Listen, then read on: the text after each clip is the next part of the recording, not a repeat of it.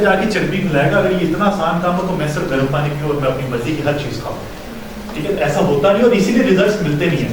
तो लोगों को गाइड करना हमारा काम है, क्योंकि आप लोगों की आगे फील्ड है, तो आप लोगों ने इस चीज का ध्यान रखना है, लॉजिक्स के ऊपर चलना है, सुनी सुनाई बातों के ऊपर नहीं चलना। जी, कार्ब्स कट करेंगे तो हमारा वेट लॉस होगा, लेकिन आपने लास्ट टाइम बताया कि ये मिथ है कि हम कार्ब्स कट करेंगे तो हमारा वेट लॉस। मिथ ये है कि कटिंग कार्ब्स, कि कार्ब्स को कट करना है तो बस भूखा रहना है। मिथ ये है, आपने कार्ब्स को जो कम किया है उसके अगेंस्ट प्रोटीन और फैट्स को बढ़ाना है। आपने अपने बीएमआई के हिसाब से एक अपना डेफिसिट क्रिएट करना है और उसको बहुत ज्यादा डेफिसिट पे नहीं लेके जाना। हम अपने क्लाइंट्स को ग्रेजुअली डेफिसिट पे लेके आते हैं। हम 4-4 हफ्तों के बाद उनकी कैलोरीज को रिस्ट्रिक्ट करते जाते हैं, एकदम नहीं करते। जैसे बहुत सी फीमेल्स तो करती है ना, एग डाइट पे आ गई, वाटर डाइट पे आ गई, बनाना डाइट पे आ गई, कुछ भी नहीं खा रही। कार्ब्स, अब बहुत से क्लाइंट्स ही कहते हैं हम कार्ब्स नहीं खाएंगे तो एनर्जी कैसे मिलेगी? तो मैंने शुरू में इसी में तो पूछा था कि क्या सिर्फ ग्लूकोज सिर्फ कार्ब्स ही बनाते हैं? प्रोटीन और फैट्स भी तो बनाते हैं ना। लेकिन ये मुझे और आपको पता है, हमने पढ़ा है, आम बंदे को नहीं पता। आम बंदे को कॉन्सेप्ट ये है कि कार्बोहाइड्रेट्स एनर्जी देते हैं तो बस कार्ब्स एनर्जी देते हैं और हमने कार्ब्स लेने हैं। लेकिन उनकी टोटल, अब जो आपका ग्लूकोज न्यूरोजेनेसिस है जिसकी वजह से आपकी प्रोटीन और फैट्स बनाते हैं शुगर को, वो उसकी अमाउंट बहुत कम होती है, वो बॉडी उतना बनाती है जितनी उसको जरूरत होती है। हम कार्ब्स जो खा रहे होते हैं, हम इतना खा रहे होते हैं कि हमारी बॉडी को जरूरत नहीं होती। हमने कहा यार माड़ा हुए हैं यार, पतले हो, मसल बनाने हैं, किसी बंदे ने कहा या किसी ने सेहत पकड़नी है, या मैं बहुत कमजोर दिखता हूँ, मैंने मोटा होना है, तो वो क्या करता है? वो 2 की बजाय 3 रोटियां कर लेगा डेली बेसिस पे, एक टाइम में 3 से 4 रोटियां कर लेंगे, लेकिन गोश्त की बोटियां 2 या 3 ही लेंगे। तो बेसिकली कॉन्सेप्ट उसमें बताने का ये था कि कार्ब्स को कट डाउन करना है, लेकिन उनको रिप्लेस करना है प्रोटीन और फैट्स के साथ, और बिल्कुल ही छोड़ नहीं देने कार्बोहाइड्रेट्स। हमें कुछ ना कुछ तो चाहिए उसमें से, लेकिन कोशिश करें कि वो प्रोसेस कार्ब्स ना हो। गंदम और चावल का कांसेप्ट आपने कोई देखिए मेरी बात सुने, मैंने आपको पहले बताया कि हमारे मेटाबॉलिज्म को खानों की पहचान नहीं है। उसको हमारी बॉडी में ये नहीं पता कि जो कार्ब्स आ रहे हैं चावल से आ रहे हैं या रोटी से आ रहे हैं या दालों से आ रहे हैं, उसके लिए कार्बोहाइड्रेट्स हैं।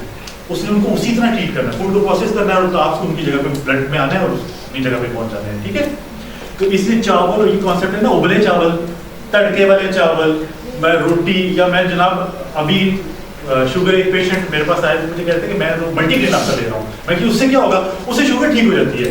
मैंने कहा ये कैसे? वो फलाना डॉक्टर ने कहा है। मैंने कहा मुझे या मार्केट में आजकल मिल रहे हैं शुगर फ्री के लिए ना, आटे भी बेचे जा रहे हैं, सिर्फ धोखा दिया जा रहा है। बेसिकली तो मैक्रोस तो वही सेम है ना, अगर मल्टीग्रेन है तो बेसिकली तो ग्रेन है ना, उसके अंदर कार्बोहाइड्रेट्स हैं। तो अगर आप 2 या 3 किस्म के कार्बोहाइड्रेट्स को इकट्ठा कर लोगे तब भी वो कार्बोहाइड्रेट लेंगे, अगर आप किसी एक कार्बोहाइड्रेट को लोगे तब भी वो कार्बोहाइड्रेट। समझिए, तो ये हमने अपने आप को भी समझाना है, अपने घर वालों को भी समझाना है और कल को क्लाइंट्स को भी ये चीज़ें समझानी है कि कार्बोहाइड्रेट्स है हमारी बॉडी को, उसकी पहचान नहीं है कि ये चावल है या रोटी है, ये मुझे और आपको पहचान है। जिस्म को क्या पहचान है? मैक्रोस की या माइक्रोस की या इलेक्ट्रोलाइट्स की। जी, आपका क्लियर हुआ है? डायबिटीज देखिए होती कैसे? आपके घर में एक बंदा आया डायबिटिक है, तो उसको क्या इशू है जो डायग्नोज ही हुआ है कि ये डायबिटिक है? डायबिटीज की डेफिनेशन क्या है? ब्लड ग्लूकोज के लेवल्स का ज्यादा होना, ठीक है? इंसुलिन की रेजिस्टेंस का होना, पैनक्रियाज के ऊपर बहुत ज्यादा बर्डन है इंसुलिन बनाने का। बाय द वे भी आप आगे पढ़ेंगे तो आपको पता चलेगा कि 2% काम है सिर्फ पैनक्रियाज का बाइल एसिड बनाने का, 98% काम उसका है इसका पैनक्रियाज का, 2% काम है सॉरी पैनक्रियाज का इंसुलिन बनाने का, 98% काम उसका क्या है? बाइल एसिड बनाने का, ठीक है? तो पैनक्रियाज ने सिर्फ 2% अल्लाह ताला ने उसको रखी। इसका मतलब क्या हुआ कि जो उसकी लिमिट अल्लाह सुब्हानहू तआला ने रखी है कि 2% बस जरूरत है, इसका मतलब है कि अल्लाह सुब्हानहू तआला ने एक निज़ाम सेट किया है कि ग्लूकोज इस लेवल की होनी चाहिए कि वो 2% उसका सिर्फ काम है कि वो इंसुलिन बनाए, लेवल्स ठीक रहेंगे, प्रॉब्लम नहीं होगी। उसके ऊपर बर्डन क्यों पड़ता है कि जो हमने खराब खुराकें खा खा के अपने ग्लूकोज के लेवल्स बढ़ाए हैं, वो मीट ही नहीं कर पाती इंसुलिन उसको। तो जिसके बाद आपकी ये लेवल्स बढ़े हैं, अभी आप अपने टेस्ट में HbA1c, तो आई एम श्योर आपको डायबिटीज नहीं है, ठीक है? तो एक क्लाइंट अगर 40 या 45 साल की उम्र में आता है और कहता है कि मुझे शुगर हो गई है, टाइप 2 है, टाइप 1 नहीं है, तो वो कैसे हुई? क्यों? कोई ना कोई रीजन तो होगा उसका। आर्थराइटिस मुझे क्यों हुआ? कैसे हुआ? रीजन तो होगा। इंसुलिन की रेजिस्टेंस की वजह से वो बढ़ी हुई थी। क्यों बढ़ी हुई थी? मेरी खुराक ठीक नहीं थी। खुराक ठीक ना होने से क्या हुआ था? ग्लूकोज लेवल्स बढ़े हुए थे। समझ लें, जिस वक्त बाइल एसिड आपका नहीं बनता, जिस वक्त आपकी ग्लूकोज लेवल्स बढ़ते हैं और पैंक्रियास के ऊपर लोड पड़ता है तो वो बाइल एसिड बनाना छोड़ देता है, IBS का इशू स्टार्ट हो जाता है, बदहजमी का इशू स्टार्ट हो जाता है, बंदा कहता है यार खाया हजम नहीं हो रहा, बेसिकली उसका बाइल एसिड नहीं बन रहा क्योंकि ग्लूकोज लेवल इतने ज्यादा है कि पैंक्रियास की सारी तवज्जो इंसुलिन बनाने के ऊपर है। तो जिस वक्त आपके पास कोई क्लाइंट आएगा और मुझे मैं डायबिटिक हूँ तो आपने उसका टेस्ट करवाने हैं, वो एक दो टेस्ट हैं, उसमें फास्टिंग इंसुलिन बहुत इंपॉर्टेंट है, इधर प्रैक्टिस नहीं है कि हम लोग फास्टिंग ग्लूकोज करवा लेते हैं कि ग्लूकोज से टेस्ट करवा लिया, पता लग जाएगा ग्लूकोज के लेवल्स क्या, वो तो हो सकता है मैंने रात को कोई ऐसी खाना खाया हो जिससे ग्लाइसेमिक इंडेक्स बहुत ज्यादा हो और सुबह मेरे लेवल्स बढ़े हुए हों, तो वो तो लेवल्स बढ़े हुए आएंगे। बेसिकली तो देखना है कि पैंक्रियास जो हमारा लवलब है उसके ऊपर प्रेशर कितना है, उसके अंदर बॉडी के अंदर रेजिस्टेंस कितनी है इंसुलिन की, वहां से हमें पता चलता है कि इसको किस डाइट के जरिए और कितने मैक्रोज रख के और क्या हिसाब करके इसको नीचे लेके आना है। तो वो एक दो टेस्ट है, वहां से आपको पता चलेगा, तो आपको क्लियर हो जाएगा। ऑब्वियसली डायबिटिक बंदा हुआ है जिसकी ब्लड ग्लूकोज लेवल ज्यादा है, क्यों ज्यादा हो रहे हैं? जो हम खाना खा रहे हैं, खाना प्रोसेस होता है, उसमें से प्रोटीन, फैट्स, न्यूट्रिएंट्स सब निकलते हैं, ब्लड में आते हैं और ब्लड से अपनी अपनी जगह पे जाते हैं। तो जो ग्लूकोज है वो ब्लड में आया और सेल्स तक है, ठीक है, हमारे सेल ने जितनी ग्लूकोज चाहिए थे हर सेल ने वो ग्लूकोज ले लिए, उसके बाद वो रेजिस्टेंट हो गया कि मेरे पास इनफ एनर्जी है, मैं इसको कहाँ रखूँ, तो वो हमारे ब्लड में ग्लूकोज फिरती रहती है। तब हम जब टेस्ट करते हैं तो पता लगता है कि हमारे ब्लड ग्लूकोज लेवल ज्यादा है। क्यों? क्योंकि हमारे सेल्स जो हैं वो भरे पड़े हैं, हमारी जेबें भरी पड़ी हैं और एक्स्ट्रा है वो हमने हाथ में पकड़े हुए हैं, इधर उधर रखे हुए हैं, पैसों की मिसाल दे रहा हूं।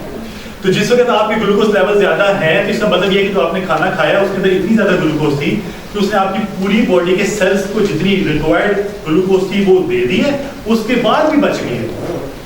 अब अल्लाह सुब्हानहू तआला ने निज़ाम ये रखा है ब्लड का कि इसने क्लीन रहना है। क्यों क्लीन रहना है? इसने ऑक्सीजन लेके जानी है, कार्बन डाइऑक्साइड लेके आनी है, इससे न्यूट्रिएंट्स लेके जाने हैं, इसका ये काम है। जब उसके अंदर ग्लूकोज रहता है तो फिर एक कुदरती निज़ाम है जिसको हम कहते हैं फैट सेल्स, ट्राइग्लिसराइड्स, वो आप लिपिड्स का टेस्ट हुआ है तो पता लग जाता है, वो उसमें कन्वर्ट करके फैट सेल्स में ब्लड को निकाल के फैट सेल्स में कन्वर्ट करके और फिर हमारी बॉडी के होना शुरू होगा। तो हमने ये करना है कि हम वो खाने खिलाएं क्लाइंट को जिसका ग्लाइसेमिक इंडेक्स कम हो, जो खाना हजम होने के बाद ब्लड ग्लूकोज को स्पाइक ना दे, क्योंकि हमारे ब्लड में ऑलरेडी ग्लूकोज आता है, नंबर 1। नंबर 2, जो हमारे सेल्स भरे पड़े हैं एनर्जी से, उनको खाली भी तो करवाना है ना, वो खाली होंगे तो दोबारा भरे जाएंगे। वो कैसे होंगे? जब हमारा मेटाबॉलिक रेट बढ़ेगा।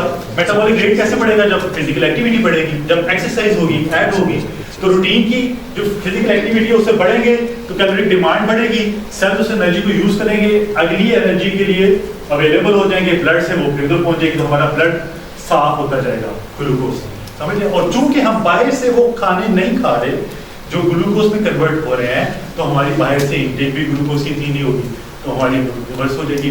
यही तो मैं आपको कह रहा हूँ कि जिस वक्त हम मेडिसिन लेते हैं तो मेडिसिन वक्ती तौर पे तो उसको ब्लड से निकालती है, सेल्स के अंदर तो जा ही नहीं सकती, सेल्स के अंदर जगह ही नहीं है, ठीक है।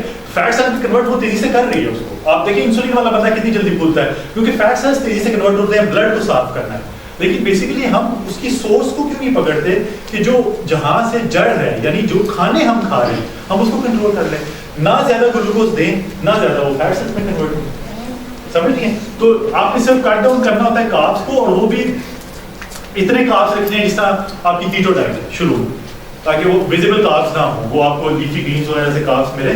और आप जब बाहर से ग्लूकोज कम आएगी, हम क्लाइंट्स के साथ एक्सरसाइज करवाते हैं, 2 से 3 महीने लगते हैं और सिम्टम्स खत्म हो जाते हैं, किसी मेडिसिन की जरूरत नहीं पड़ती, जिस तरह अभी जरूरत नहीं है उस तरह जरूरत ही नहीं पड़ती। तो खुराक जो है खराब खुराक, वो प्रॉब्लम है मेटाबॉलिक डिजीज की। जी ब्लड प्रेशर है वो हाई हो रहा है और लो हो रहा है, और कुछ बता इतने सालों से लगी रहती है, जरूरत ही नहीं होती। जब ब्लड प्रेशर ना कम हो रहा है ना बढ़ रहा है तो गोली की जरूरत ही नहीं पड़ेगी। आप गोली खाते हैं, वक्ती तौर पे ब्लड प्रेशर कम होता है, शाम तक आपको फिर जरूरत पड़ जाती है। इसका मतलब है कि जो हम खुराक खा रहे हैं वो मुसलसल वही काम कर रही है जिससे प्रॉब्लम बढ़ती जा रही है या कांस्टेंट है।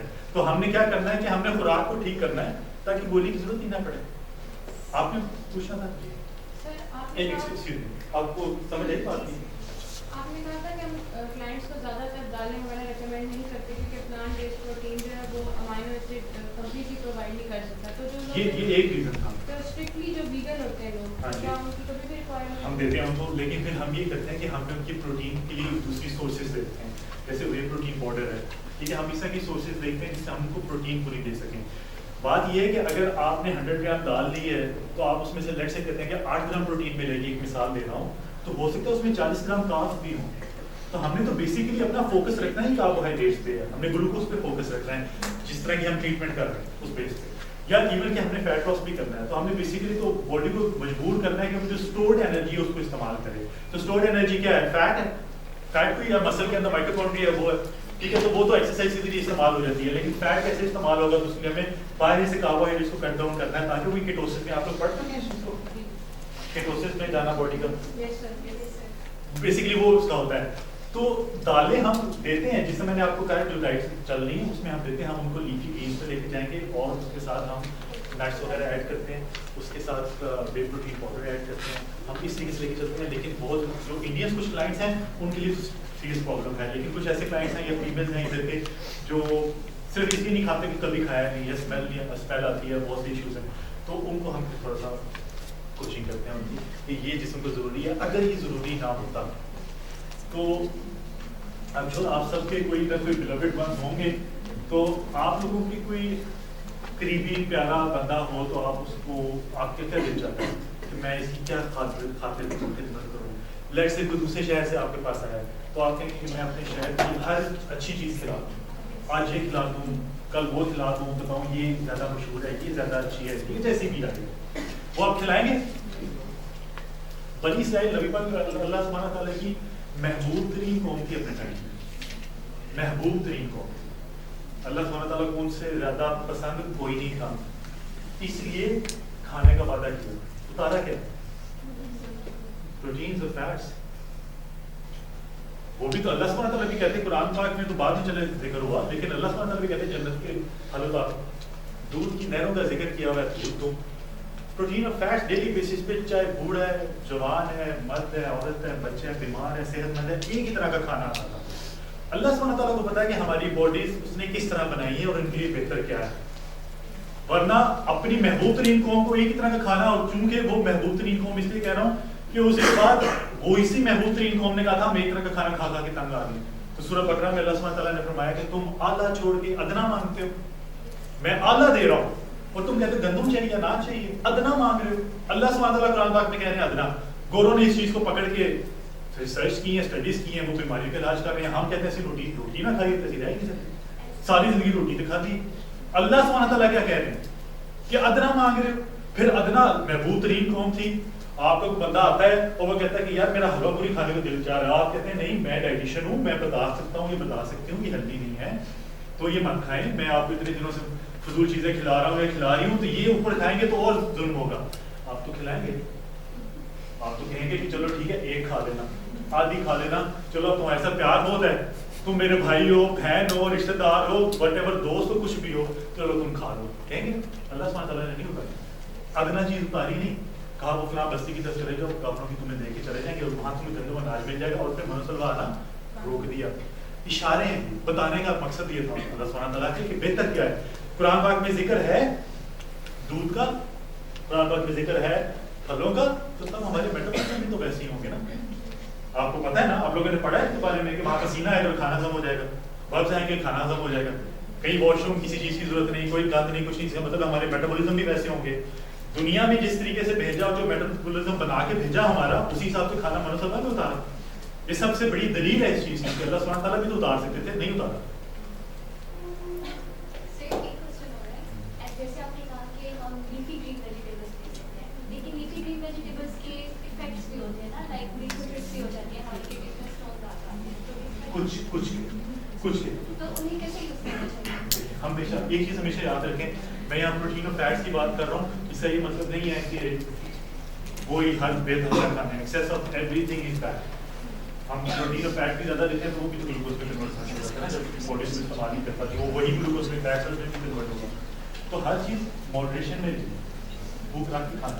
अगर आप मॉडरेशन में रख के लीफी ग्रीन और इन चीज़ों का इस्तेमाल करेंगे साइड इफेक्ट्स नहीं होंगे, क्योंकि आपकी बॉडी के पास एक्स्ट्रा कुछ बच ही नहीं रहा। आपके पास एक्स्ट्रा पैसे होंगे तो आप क्या करेंगे? फीमेल्स क्या करेंगी? गोल्ड ले लेंगी, कमेटियाँ डाल देंगी, ठीक है।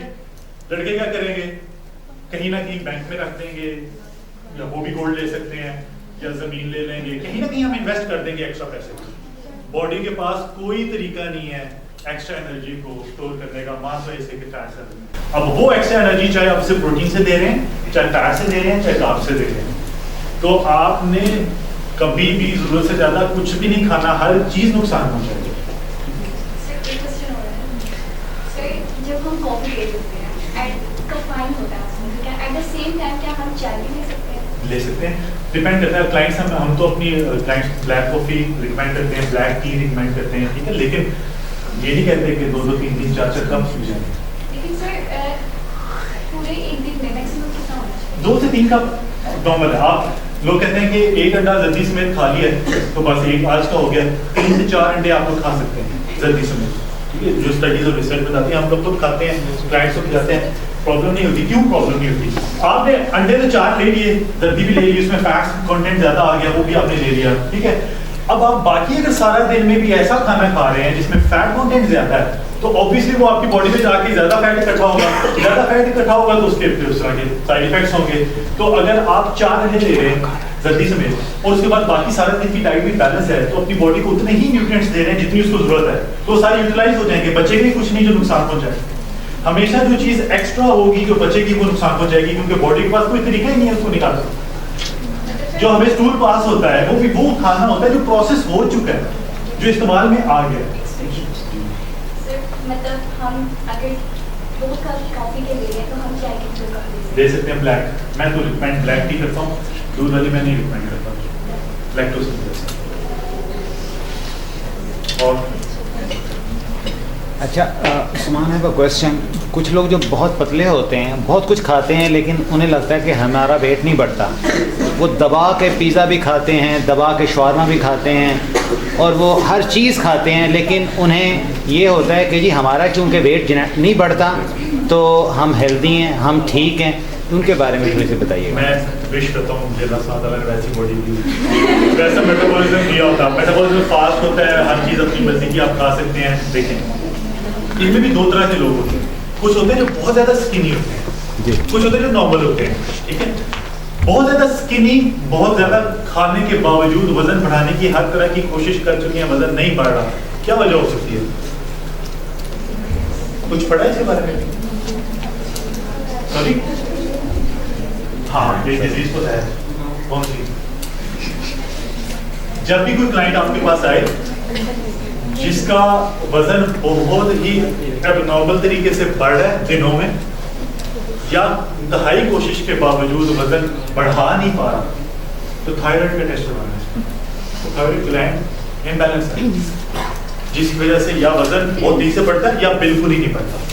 जिनकी आप बात कर रहे हैं उनका मेटाबॉलिज्म फास्ट होता है, उनकी एनर्जी की रिक्वायरमेंट उतनी ही होती है जितना खा रहे हैं, उसको भी उसकी एनर्जी की रिक्वायरमेंट से ज़्यादा खिलाना शुरू करें, वजन बढ़ना शुरू हो जाएगा। समझ रहे हैं? वो जो होते हैं ना वैरायटी ऑफ फूड्स, वो बॉडी उसको कंज्यूम कर रही है, उसके इस्तेमाल में लेके आ रही है। And the amount of sugar they are taking, हाँ जी, वो उसके साइड इफेक्ट होते हैं। आप HbA1c करवाएं उनका बड़ा होगा, इंसुलिन रेजिस्टेंस चेक करवाएं वो बड़ी होगी, वो होता है। वही लोग हैं जो जाके 40, 45, 50 साल की उम्र में बीमारियों के शिकार हो जाते हैं। बॉडी की एक हद तक रेजिस्टेंस रहती है, उसके बाद वो खत्म हो जाती है। तो वो अगर आप उनके टेस्ट करवाएंगे वो वाले, वो टेस्ट खराब भी आएंगे। आप कई ऐसे बंदों को देखेंगे जो मोटे नहीं है लेकिन डायबिटिक हैं, ठीक है। तो वो इस चीज की मैंने एक वीडियो बनाई थी कि बीमारी जो है मोटापा, वो बीमारियों की जड़ है। ये कॉमन एक मिथ है, मोटापा तो खुद एक बीमारी है, इंसुलिन की रेजिस्टेंस की वजह से होती है। बीमारी मोटापे की वजह से बीमारियां नहीं आती, इंसुलिन की रेजिस्टेंस की वजह से आती हैं, चाहे फिर आप पतले हो चाहे आप मोटे हो। तो ये जो मिथ है ना कि मोटा हूं इसलिए बीमारी है, वो गलत कॉन्सेप्ट है, क्योंकि वो मोटापा हो इसलिए रहा है कि इंसुलिन की रेजिस्टेंस है और बॉडी फैट सेल्स को बढ़ा रही है। आपने कहा कि वेट गेन जो है मतलब रेशियो क्या है, 1 to 2 kg हाँ 2 kg 3 kg, ये भी जेनेटिकली डिफरेंट है, हर बंदे की जीन्स के ऊपर डिपेंड करता है। लेकिन एक क्लाइंट आपके पास आया, वो कह रहा है कि एक दिन आया, वो आपको कह रहा है कि मेरा लेट्स से 70 kg, हफ्ते बाद वो आगे कह रहा है 72, 73, 74 हो गए, जबकि मैं खाना तो नॉर्मल खा रहा हूँ या मैं डाइट में हूँ फिर भी बढ़ रहा है, ठीक है। तो वो उसका जो थायराइड ग्लैंड है वो सही फंक्शन नहीं कर रहा। मेरी मामा के कंसेप्ट में ये है कि अक्सर लोग जो वेट जो लूज कर लेते हैं वो इंजेक्शन द्वारा लगाते हैं। देखिए बहुत से तरीके होते हैं, आपके पास एनाबॉलिक्स हैं, स्टीरॉइड्स हैं, ये जो आपकी बॉडी बिल्डिंग करते हैं स्टेज लेवल पे कॉम्पिटिटिव एथलीट्स हैं वो यूज करते हैं, वो आप इंजेक्शन के जरिए बॉडी से फैट को खत्म कर देते हैं, प्रोसेस को तेज कर देते हैं। लेकिन इसके साइड इफेक्ट्स नहीं होते। ज्यादा साइड इफेक्ट सबसे पहले आपका लिवर जाता रहता है, हर काम आपने पढ़ा तो होगा कि लिवर के जरिए प्रोसेस होना है, तो सबसे पहले उसका इफेक्ट ही लिवर पे आता है। देखिए अप्रोच ये नहीं है कि जैसे मैंने पहले बात की 2 महीने बाद शादी है, तो मैंने अप्रोच ये होनी नहीं चाहिए। अप्रोच ये होनी चाहिए कि मैंने ये टारगेट सेट किया है, मैंने अपने वेट को यहाँ तक लेके आना है, मैंने अपने वेट को यहाँ तक लेके आना है, इसके लिए मुझे जितना भी टाइम लगे वो मैं करूँ। क्यों? क्योंकि मैंने सारे प्रोसेस के दौरान ऐसे नहीं रहना कि एक हफ्ते बाद मुझे कोई मिलने आए तो वो तुम्हारी आंखें क्यों अंदर नहीं है, तुम्हारे हल्के क्यों पड़े हुए हैं, मैं बैठ के उठूं तो मेरी आंखों आगे अंधेरा आ जाए, वो क्रैश डाइट के जरिए होगा। बल्कि तौर पे आपको रिजल्ट्स मिल जाएंगे, लेकिन मसल जो आपका मसल है वो अपनी एनर्जी लूज करेगा, वीकनेस होगी, हार्मोनल बैलेंसेस होंगे। तो आपने अपने टारगेट तक पहुंचना है ना हेल्दी वे। लाइफस्टाइल का हम क्यों कहते हैं कि लाइफस्टाइल चेंज करना है कि आप हेल्दी रहते हुए अपना वजन भी कम करें, अपनी फिजिक भी बेहतर करें। तो मानो को बताना होता है, लेकिन अच्छी अप्रोच ये है कि देखिए कॉन्सेप्ट को समझे। बैंक बैलेंस कैसे बढ़ रहा है? पैसे आई जा रहे हैं, खर्चे इतने है नहीं है, जितना लाख रुपए आ रहा है 50,000 खर्चा है, 50,000 हर महीने जमा हो रहा है, तो बैंक बैलेंस बढ़ रहा है, तो वजन कैसे बढ़ रहा है? कि जरूरत नहीं है खाने की, खाए जा रहे हैं, वो एक्स्ट्रा किधर जाएगा? फैट सेल्स में कन्वर्ट होगा, वजन ही बढ़ेगा। तो हम उसको कैसे ठीक करना है? आपके बैंक अकाउंट में पैसे बहुत ज्यादा हैं और वो आपने खत्म करने हैं, तो आप क्या करेंगे? खर्चे बढ़ाएंगे ना कोई चीज खरीद लेंगे या कहीं एक्स्ट्रा लगाना शुरू कर देंगे ताकि ये बैंक वाले पैसे खत्म हो। जब कोविड आया तो क्या हुआ? हमारे अकाउंट खाली होना क्यों शुरू हुए थे? कि बाहर से इनकम रुकी थी, तो जो स्टोर्ड थी हमारे पास, तो ये समझे डाइट पे आना कोविड ला नहीं है कि बाहर से रिस्ट्रिक्ट करना है ताकि जो हमारे पास सेव हुई हुई है एनर्जी वो इस्तेमाल में आए। ठीक है, तो अच्छा तरीका ये होता है कि हम बेस को समझ गए। बेस क्या है? ज्यादा खा रहे हैं नहीं यार, मैं तो दिन में 2 रोटियां खा रहा हूँ, इसका मतलब है कि मैं दिन में अगर 2 रोटियां सिर्फ खा रहा हूँ, उसके बावजूद मेरा वजन बढ़ रहा है, तो अभी भी मैं ज्यादा खा रहा हूँ। हम तादाद के हिसाब से अपने आप को देखते चलते हैं कि यार मैं तो एक चीज खाया, गेनिंग हो रही है। सबसे पहले तो आपने ये देखना है कि आपकी फिजिकल एक्टिविटी कितनी है, मैं जितनी कैलोरीज ले रही हूँ उससे ज्यादा बर्न करने की डिमांड है कि नहीं। अगर उससे ज्यादा बर्न करने की डिमांड होगी, कैलोरीज इन कैलोरीज आउट वाले बात कर रहे हैं, तो उससे फिर एक्स्ट्रा एनर्जी की जरूरत पड़ेगी। जैसे मैंने आपको मिसाल दी है, 50,000 आप इनकम है आपकी और 100,000 आपका एक्सपेंस है, तो ऊपर वाला 50,000 कहाँ से पूरा करें? कहीं ना कहीं से तो करेंगे। ऑब्वियसली मेटाबॉलिक रेट बढ़ेगा, एक्टिविटी बढ़ेगी, सेल्स खाली होंगी, जैसे बताया उनमें ग्लूकोज भरी हुई है, वो खाली होंगे तो मजीद की डिमांड आएगी। मजीद की डिमांड आएगी, बॉडी देखेगी कि ग्लूकोज है ही नहीं ब्लड में। क्यों नहीं है? क्योंकि बाहर से कार्ब्स ही नहीं आ रहे, बाहर से मुझे खाना ही पूरा नहीं आ रहा, तो फिर क्या करेगी? फैट सेल्स को कन्वर्ट करेगी ग्लूकोज में और उसको इस्तेमाल में लेके आएगी। ऐसे होता है प्रोसेस, ही आपको मैंने पढ़ा है। ऐसी है ना कि बाहर से इनकम आनी रुक गई कोविड में, तो हमने खर्चे तो पूरे करने थे, तो क्या किया? सेविंग्स निकाली। तो बॉडी को मजबूर करना है कि वो सेविंग्स को निकाले। उसके लिए क्या करना है? खर्चे बढ़ाने हैं। खर्चे बढ़ाने के लिए क्या करना है? फिजिकल एक्टिविटी बढ़ानी है। और नंबर 2 बाहर से इनटेक को रोकना है, वो डेफिसिट में रहे, ताकि बॉडी को जितने से आपको 1000 कैलोरीज की जरूरत है दिन में, तो आप डाइट से कोशिश करनी है 500 लेनी है। एक मिसाल दे रहा हूँ, तो 500 का डेफिसिट तो क्रिएट हो गया। अब आप एक्सरसाइज भी कर रही हैं, तो जो आपकी डेली रिक्वायरमेंट 1000 की थी, वो हो सकता है एक्सरसाइज के बाद 1500 पे चली जाए। तो जो डेफिसिट आपका 500 का था, एक्सरसाइज ऐड करने से 1000 पे चला गया। इसका मतलब है 1000 कैलोरीज बॉडी को चाहिए मजीद, आप ले रही हैं 500, तो 1000 कैलोरीज फैट सेल्स को बर्न करेंगे। और वो जब डाइट आपकी बैलेंस होगी, सबसे पहले वो मसल से लेगी। मसल वीक होना, क्रैश डाइट में क्या होता है? मसल्स वीक होना शुरू हो जाते हैं। क्यों? क्योंकि माइटोकॉन्ड्रिया रेडी हालत में पड़ी है। एग्जांपल देता हूँ, आपके पास कैश भी पड़ा है, प्राइस बॉन्ड भी पड़े, आपको पैसों की जरूरत पड़ी है, आपकी पहली कोशिश ये होगी कि मैं कैश इस्तेमाल कर लूँ, रेडी हालत में पड़ी है, कहाँ प्राइस बॉन्ड जाऊँगी चेंज करवाऊँगा, उसके बाद मैं इसको इस्तेमाल में लेके आऊँगा, और फिर ये सेविंग के तौर पे मैंने रखा हुआ है, अगर मैंने इसको कन्वर्ट कर दिया तो ये सेविंग भी जाती है। हमारे कॉन्सेप्ट ये होते हैं।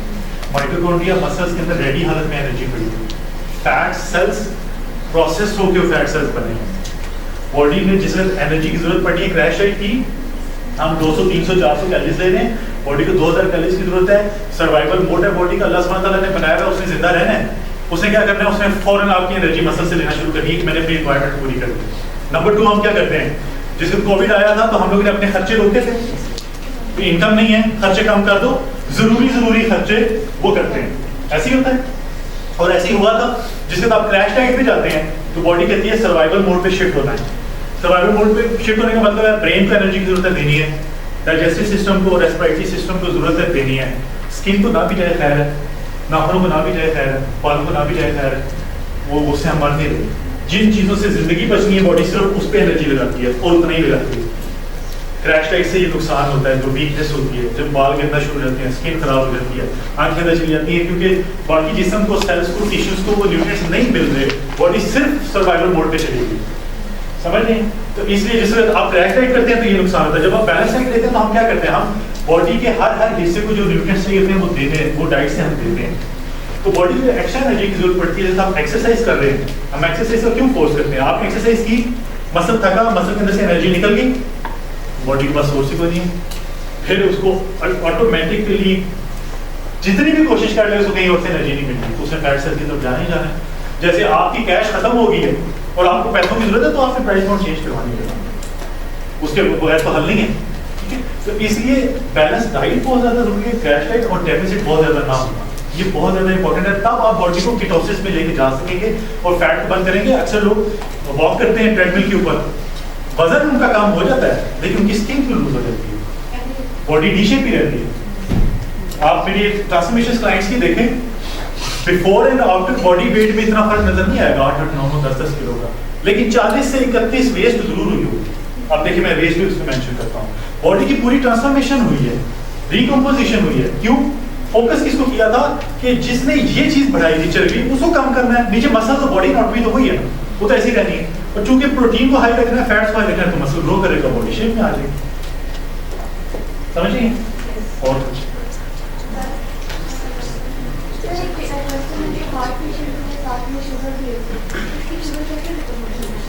हार्ट पेशेंट और शुगर, मेरे क्लाइंट हैं, क्या उनका नाम है, रशीद, मोहम्मद रशीद, उनको स्टंट डला। अभी सुनने वाली बात है, स्टंट डलने के बाद उन्होंने मुझसे रब्ता किया, उन्होंने कहा कि मैंने आपकी वीडियो देखी है और मुझे ये स्टंट डला है और मैं अपना वजन भी कम करना चाहता हूँ, मुझे बताएं। मैंने उनको डाइट भी दी, एक्सरसाइज जिम वाली दी। 3 महीने बाद वो इस्लामाबाद में एक बहुत बड़ा हॉस्पिटल जहाँ से मैंने स्टंट डलवाया था, उधर के प्रोफेसर डॉक्टर हैं, उनके पास अपने टेस्ट लेके गए, साथ उनके भाई थे, तो उन्होंने डॉक्टर साहब ने टेस्ट देख के तो उनको ये कहा कि ऐसे फाइल देखी उनकी और उनको टेस्ट रिपोर्ट्स देख के उनको कहते हैं देखा बेहतरीन जा रहे हैं। मैंने आपको बताया था ये दवाइयाँ बड़ी अच्छी हैं, स्टंट डलवाना ही हल है, ये वो मेरे क्लाइंट कहते हैं, मैंने उनको कहा डॉक्टर साहब मैंने तो आपकी दवाई एक दिन भी इस्तेमाल नहीं की। तो उन्होंने कहा फिर आपने क्या किया? उन्होंने कहा जी मैंने तो डाइट की है और एक्सरसाइज की। क्या डाइट की है? उन्होंने कहा ये डाइट की है। उस क्लाइंट मेरे ने मुझे फ़ोन किया ना उसी वक्त, तो कहता है डॉक्टर साहब मैंने फाइल खा के ऐसे फेंकी है टेबल पे और मेरे भाई को मुखातिब करके कहता है तुम्हारा भी भाई मर जाएगा। अब रिपोर्ट्स किधर गई, वो जो आपको टेस्ट हैं वो क्या है, वो ठीक आए हैं, लेकिन ईगो आ गई कि मेरी बताई दवाई इस्तेमाल नहीं की, मेरा बताया हुआ तरीका नहीं है, किया ये मर जाएगा। अल्हम्दुलिल्लाह आज तक फिट है। ये आपके लाहौर से थोड़ा सा आगे उनकी रहायश है, वो मतलब उनका कोई इलाका है जहाँ वो रहते हैं। एक्सरसाइज जिम में जाके करते हैं, स्टंट डला हुआ है, ठीक है, किसी किस्म की बीमारी नहीं है, फिट है। बात ये स्टंट क्यों डला है?